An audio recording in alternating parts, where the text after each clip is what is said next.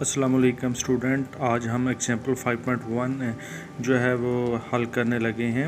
इसको जब न्यूमेरिकल को हल करना है तो आपने अब इक्वेशंस को पढ़ना है और जैसे जैसे बताया गया है उसके अकॉर्डिंग आपने उसमें से पॉइंट्स निकालने हैं। उस पॉइंट्स को लिखने के बाद फिर आपने इसको हल करना है। आइए देखते हैं।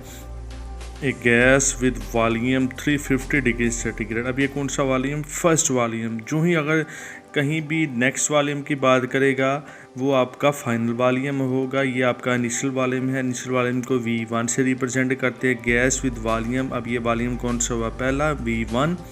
इनिशियल वॉल्यूम कितना है? 350 डिग्री सेंटीग्रेड। ये मैंने 350 डिग्री सेंटीग्रेड लिख लिया। Has a pressure of 650 millimetre. अब ये प्रेशर पहला है तो P1 first pressure 650 millimetre. If it's pressure, अब ये सेकंड प्रेशर हो गया तो इसको हम P2 से रिप्रेजेंट करेंगे।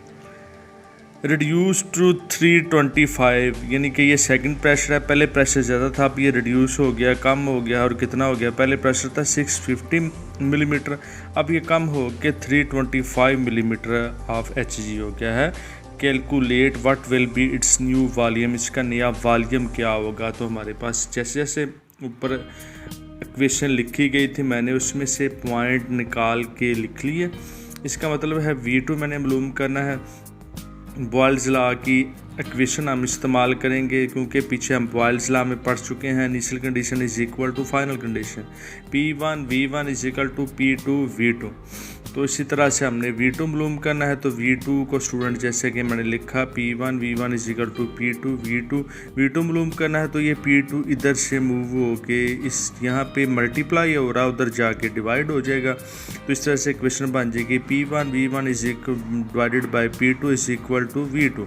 अब मैंने इसमें से यहाँ से देख के वैल्यू पुट कर लेनी है और इसका आंसर निकाल लेना है। So very simple numerical. इसी तरह से नेक्स्ट न्यूमेरिकल भी सेम है।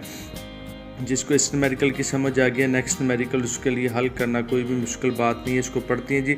785 सेंटीमीटर ऑफ गैस। अब ये गैस का क्या है स्टूडेंट? वॉल्यूम। कितनी मकदार है स्टूडेंट? तो ये V1 हो गई। वाज इनक्लोज इन कंटेनर, जिसको एक बंद डिब्बे में बंद किया गया है गैस को। अंडर अ प्रेशर, अब ये पहला प्रेशर है। चूँकि प्रेशर आगे कहीं आएगा तो वो P2 होगा। अब ये पहला प्रेशर है, इसको P1 से रिप्रेजेंट करूँगा। ये इनिशियल प्रेशर है तो कितना है? 600 millimetre of Hg। If its volume, अब ये इसका फर्स्ट वॉल्यूम है 350 centimetre cube. What will be it's pressure, अब इसका नया प्रेशर क्या होगा? P2। इक्वेशन क्या होगी? इसी तरह से P1 V1 is equal to P2 V2। हमने P2 मालूम करना है, P2 को इधर रहने दें। ये V2 इधर मल्टीप्लाई हो रहा है, उधर जाके स्टूडेंट डिवाइड हो जाएगा। तो हमारे पास इक्वेशन हो जाएगी P1 V1 divided by V2। Value put करनी है और इसी तरह से आपने इसको आंसर निकाल लेना है। ये है मिलीमीटर ऑफ Hg में आंसर आएगा।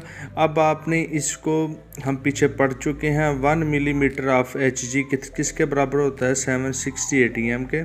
तो हमने इसको 760 टॉर से जो है डिवाइड किया तो हमारे पास 1.77 ATM आंसर आ गया।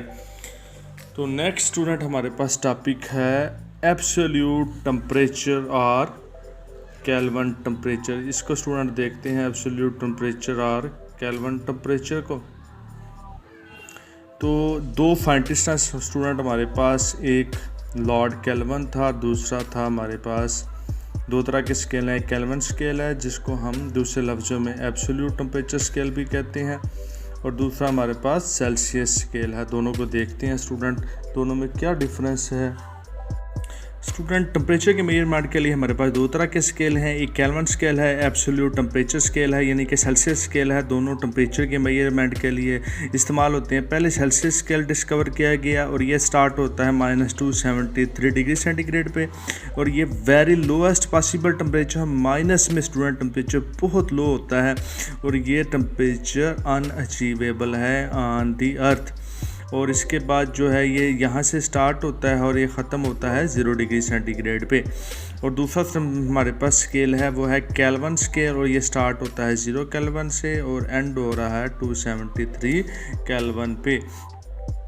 तो स्टूडेंट जैसा कि हमारे पास ये एक आइडियल गैस की डायग्राम दिखाई गई। आइडियल गैस वो है जिसमें एटम्स एक दूसरे को अट्रैक्ट ना करें, यानी कि एक दूसरे को रिपेल करें और एक दूसरे को अट्रैक्ट ना करें। लेकिन दूसरी तरफ पर रियल गैस वो है जिसमें मालिक्यूल एक दूसरे को रिपेल भी करते हैं और दूसरा एक दूसरे को अट्रैक्ट भी करते हैं। तो यहाँ पे डेफिनेशन है student, it is the temperature at which an ideal gas would have zero volume, यानी कि वो टेम्परेचर जिस पे कोई भी आइडियल गैस अपना वॉल्यूम कितना दिखाए, ज़ीरो वॉल्यूम दिखाए। हम पीछे पढ़ चुके हैं कि जो है गैसों का वॉल्यूम तकरीबन जो है ना होने के बराबर होता है और 0 degree centigrade temperature vary lowest temperature है, पॉसिबल टेम्परेचर है। और इस टेम्परेचर पे जो गैसें तकरीबन जो है वो सीज हो जाती हैं, गैसेस के मॉलिक्यूल्स बिल्कुल भी मूव नहीं करते।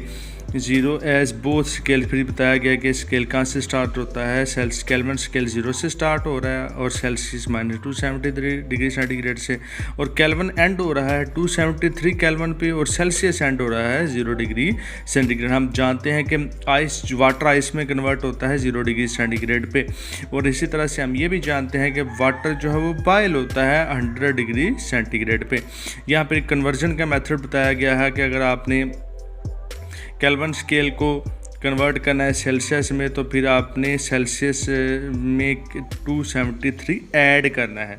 लेकिन अगर आपने जो है वो सेल्सियस को केल्विन में कन्वर्ट करना है तो फिर आपने उसमें से केल्विन में से -273 जो है वो माइनस करना है। तो इस तरह से जी एक मुख्तसर डिटेल बताई गई है। इसकी मज़ीद डिटेल जो है स्टूडेंट जो है वो फर्स्ट ईयर में आपको मिलेगी कि कौन सा स्केल बेटर है, और दोनों स्केल जो हैं वो गैसेस, लिक्विड और सॉलिड्स की टेम्परेचर्स को मालूम करने इसके लिए इस्तेमाल होते हैं। इसमें से ये सेल्सियस स्केल वाटर के टेम्परेचर को मालूम करने के लिए इस्तेमाल होता है, और केल्विन स्केल जो है हमारे पास वो थर्मोडायनामिक्स यानी कि यूनिवर्स का टेम्परेचर जो है, यूनिवर्स में जो चीज़ें मौजूद हैं उनका टेम्परेचर मालूम करने के लिए हम ज़्यादातर इस्तेमाल करते हैं। दूसरा जी हमारे पास जो है स्टूडेंट ये केल्विन स्केल और हमारे पास सेंटीग्रेड स्केल के डायग्राम है। जैसा कि पूछे बताया कि केल्विन स्केल 0 से स्टार्ट हो रहा है, 273 पे एंड हो रहा है। सेंटीग्रेड स्केल -273 से स्टार्ट हो रहा है, 0 डिग्री सेंटीग्रेड पे एंड हो रहा है। इसके बाद चार्ल्स लॉ स्टूडेंट हम पढ़ेंगे कि चार्ल्स ने डायग्राम दिखाई गया, 2 सिलेंडर हैं, दोनों में गैस है और यहाँ पे गैस को प्रेशर लगा के कंप्रेस किया गया है, लेकिन नीचे से हीट किया गया। तो गैस के मॉलिक्यूल हम जानते हैं कि कोलाइड करते हैं आपस में, कोलिजन की वजह से इस पिस्टन को ऊपर की जानब यानी कि पुशअप करेंगे तो ये पिस्टन आहिस्ता आहिस्ता ऊपर की जानब मूव करेगा। यानी कि इसका वॉल्यूम जो पहले था वो V1 था, लेकिन जो ही हमने इसको हीटअप करना शुरू कर दी गैस एक्सपेंड हो गई और इसका वॉल्यूम V1 से V2 में चला गया। और टेम्परेचर इसमें पहले जो दे रहे थे वो मैंने जब ये बर्नर ऑन नहीं किया था तो इस वक्त टेम्परेचर इसका कम था, जो ही बर्नर ऑन किया इसका टेम्परेचर बढ़ना स्टार्ट हो गया बर्तन का, और वो नया टेम्परेचर हो गया T2। यहाँ पे थर्मामीटर पे दिखाया भी गया, यहाँ पे टेम्परेचर लो है, यहाँ पे टेम्परेचर हाई हो गया है। तो इसने स्टूडेंट प्रेशर को कांस्टेंट रखा और टेम्परेचर बढ़ा के गैसों का जो है ना वो एग्जामिन किया। जैसे कि बुक में भी डायग्राम पे दिखाया गया है कि ये 2 आपके पास सिलेंडर हैं, दोनों के ऊपर प्रेशर का ये वेट रखा गया। वेट दोनों पे एक ही है, यहाँ पर भी उतना ही वेट है, इस बर्तन में भी उतना ही वेट है। ये एक ही सिलेंडर है लेकिन उसकी डायग्राम 2 दिखाई गई हैं स्टूडेंट। बेसिकली सीधी सी बात हुआ क्या कि इसी सिलेंडर की इसकी इनिशियल कंडीशन है, अब इसका प्रेशर P1 है, इसका गैस का वॉल्यूम V1 है, इसका टेम्परेचर T1 है, ये रूम टेम्परेचर पे है। जो ही मैंने इस सिलेंडर को चूल्हे पे रखा बर्नर पे तो गैस के मॉलिक्यूल ने एक दूसरे को कोलाइड किया और ये गैस एक्सपैंड होने लगी और ये इस तरह से ये पिस्टन आहिस्ता ऊपर की तरफ मूव होने लग पड़ा और इसका टेम्परेचर जो है वो पहले था इनिशियल कंडीशन में T1, उसके बाद ये T2 में कन्वर्ट हो गया। ये इसी की दूसरी पिक्चर है कुछ देर के बाद की। इसका वॉल्यूम V1 था, जो ये देखें पिस्टन यहाँ से थोड़ा सा ऊपर चला गया, इसी डायग्राम में देख लें, पहले इधर था थोड़ा सा ऊपर चला गया, अब इसका वॉल्यूम V2 हो गया। तो इस तरह से इसने चार्ल्स ने ये एक्सपेरिमेंट किया कि गैसें एक्सपैंड होती हैं गर्म करने से, यानी कि गैसों का टेम्परेचर बढ़ाया जाए तो गैस के मॉलिक्यूल एक दूसरे को कोलाइड करके धक्के मार के पुशअप करके एक दूसरे को यानी कि एक्सपैंड होती हैं, फैलती हैं, गैसें जो हैं वो एक्सपैंड होती हैं। जैसे कि गर्मियों में आप देखते हैं अभी तो बहुत ज़रा तेज़ हवाएं और गर्दो गुबार जो है वो जकड़ चलती हैं। उसकी वजह यही है कि गैसें जो हैं वो एक्सपैंड होती हैं टेम्परेचर बढ़ने की वजह से गैस उस इलाके की जो है वो एक्सपेंड कर जाती है, तो वहाँ से हॉट गैस जो है वो ऊपर की तरफ उठती है और ठंडी हवा जो है वो उसकी जगह ले लेती है। जैसा कि टायर में हम गर्मियों में एयर को थोड़ा भरते हैं, सर्दियों में ज़्यादा भरते हैं, क्योंकि इस गर्मियों में थोड़ी एयर भी टायर में जो है वो टेम्परेचर की वजह से जो है वो एक्सपेंड कर जाती है, क्योंकि एटमॉस्फेयर का टेम्परेचर काफ़ी ज़्यादा होता है और गैस जो है एक्सपेंड कर जाती है, जिसकी वजह से हम गर्मियों में टायर में एयर का प्रेशर थोड़ा कम रखते हैं, तो सर्दियों में थोड़ा ज़्यादा रखते हैं, क्योंकि टेम्परेचर का काफ़ी सराउंडिंग का ठंडा होता है, कूल होता है और गैस जो है वो थोड़ी सी कंप्रेस कर जाती है। तो यहाँ पे स्टूडेंट आप देखें तो जो मैंने टेम्परेचर बढ़ाया, देख रहे हैं आप, जो टेम्परेचर बढ़ाया ये गैस ज़्यादा एक्सपैंड हुई, यानी कि टेम्परेचर बढ़ा और गैस का वॉल्यूम भी उतना ही बढ़ गया। तो दोनों चीज़ें बढ़ रही हैं, टेम्परेचर भी बढ़ रहा है, ये आप देख सकते हैं यहाँ पे टेम्परेचर भी बढ़ रहा है और वॉल्यूम भी बढ़ रहा है, दोनों चीज़ें बढ़ रही हैं, टेम्परेचर बढ़ रहा है, वॉल्यूम बढ़ रहा है। तो ये रिलेशनशिप स्टूडेंट फिर कौन सा हुआ, ये डायरेक्टली प्रोपोर्शनल रिलेशनशिप हुआ, यानी कि जब दोनों चीज़ें बढ़ रही हो तो वो रिलेशनशिप स्टूडेंट डायरेक्टली प्रोपोर्शनल होता है, यानी कि वॉल्यूम डायरेक्टली प्रोपोर्शनल है टेम्परेचर के। तो प्रोपोर्शनलिटी कांस्टेंट को ख़त्म करने के लिए के लगाएंगे तो क्या हो जाएगा, equation V is equal to KT। Proportionality constant को इधर रहने दे, T यहाँ पे मल्टीप्लाई हो रहा है, उधर जाके डिवाइड हो जाएगा, तो इक्वेशन हो जाएगी V डिवाइडेड बाई T। तो इसी तरह से अगर इनिशियल कंडीशन है तो जब मैंने अभी इसको सिलेंडर को गर्म नहीं करना शुरू किया था, बर्नर उस वक्त स्विच ऑफ था, तो ये कंडीशन इनिशियल हो जाएगी हमारे पास V1 divided by T1 is equal to K। जो ही मैंने बर्नर को ऑन किया तो कंडीशन मेरे पास दूसरी हो गई, तो अब ये इक्वेशन हो जाएगी V2 divided by T2 is equal to K। इसमें से K दोनों तरफ पे सेम है, ये K इस K से कट गया, ये बाकी चीज़ें तो मुख्तलिफ है, ये V1 है, V2 है, नहीं कट सकता, यहाँ पे T2 है, ये T1 है, ये एक दूसरे से नहीं कट सकते। तो initial condition is equal to हो गई आपके फाइनल कंडीशन के। तो इक्वेशन वो चार्ल्स की लॉ की इक्वेशन क्या बन गई हमारे पास, V1 divided by T1 is equal to V2 divided by T2। इस तरह से जी। अगला स्टूडेंट हमारे पास टॉपिक है एक्सपेरिमेंटल वेरिफिकेशन ऑफ ये चार्ल्स लॉ। तो जिसको पहले चार्ल्स लॉ की समझ आ गई उसके लिए इस इक्वेशन को समझना कोई भी मुश्किल चीज़ नहीं है, कि यही इसी तरह से मैंने सिलेंडर लिया, इसमें गैस ली, गैस कितनी ली 50 सेंटीमीटर क्यूब, टेम्परेचर उस वक्त रूम का कमरे का कितना था 25 डिग्री सेंटीग्रेड, तो वो टेम्परेचर मेरा T1 हो गया। इसके ऊपर वेट लिया मैंने, तो वेट मैंने जो है ना वो कांस्टेंट लिया, जितना इस पे रखना है सिलेंडर पे उतना ही अगले सिलेंडर पे है, यानी कि इसी सिलेंडर की ये दूसरी डायग्राम है। तो आप देखें जो ही मैंने इसको हीट अप करना शुरू कर दिया तो गैस पहले 50 सेंटीमीटर क्यूब थी, ये गैस के मालिक्यूलों ने एक दूसरे को जो है वो पुश अप किया, कोलाइड के गैस के मालिक्यूल एक दूसरे से टकराए और ये पिस्टन आहिस्ता आहिस्ता ऊपर की जाना मूव करना शुरू कर गया। पहले वॉल्यूम था 50 सेंटीमीटर क्यूब, अब उसका वॉल्यूम बढ़ के कितना हो गया 62.5 डिग्री सेंटीमीटर क्यूब। इसका टेम्परेचर पहले रूम पे इसको रखा था बर्तन को तो 25 डिग्री सेंटीग्रेड, लेकिन जो ही इसको बर्नर पे रखा तो इसका टेम्परेचर 100 पे चला गया, तो गैस 100 पे 62.5 डिग्री सेंटीमीटर क्यूब जो है वो होगी। तो वेट को मैंने नहीं बिल्कुल भी तब्दील किया, वेट यहाँ पे जितना था उतना ही इधर भी उतना ही है, तो वेट में कोई तब्दीली नहीं, यानी कि ये वेट क्यों रखा गया, प्रेशर के लिए रखा गया। ये इसने क्या करना है, पिस्टन को नीचे की जाना प्रेस करना, तो प्रेशर को मैंने कांस्टेंट रखा और टेम्परेचर को मैंने बढ़ाया, तो देखा कि वॉल्यूम भी बढ़ जाता है और टेम्परेचर भी दोनों बढ़ जाते हैं, यानी कि टेम्परेचर जितना बढ़ता है वॉल्यूम भी उसी के अकॉर्डिंग जो है वो अपने हिसाब से बढ़ना शुरू कर देता है। तो टेम्परेचर और वॉल्यूम दोनों बढ़े हैं तो रिलेशनशिप ये हो गया डायरेक्टली प्रोपोर्शनल। तो इस तरह से चार्ल्स ने जी प्रेशर को कांस्टेंट रख के गैसों के टेम्परेचर और वॉल्यूम की स्टडी की। इसी तरह से जिसने चार्ल्स लॉ को समझ लिया उसके लिए एक एग्जांपल्स को हल करना कोई भी मुश्किल चीज़ नहीं है।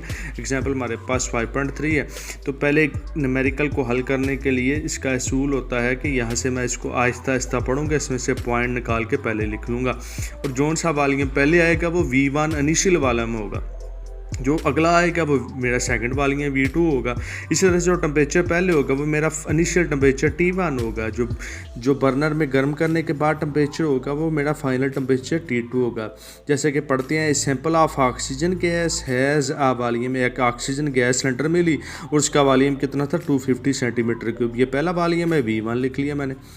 एट -30 ये पहला टेम्परेचर है, तो T1 लिख लिया मैंने, ये -30 डिग्री सेंटीग्रेड है। If a gas is allowed to expand, अब गैस को उसी बर्तन को चूल्हे पर रख के गर्म किया गया, बर्नर पे रख के, और गैस एक्सपेंड होना शुरू हो गया, तो हमारे पास इसका एक नया जो वॉल्यूम आया वो कितना आया, 700 सेंटीमीटर क्यूब।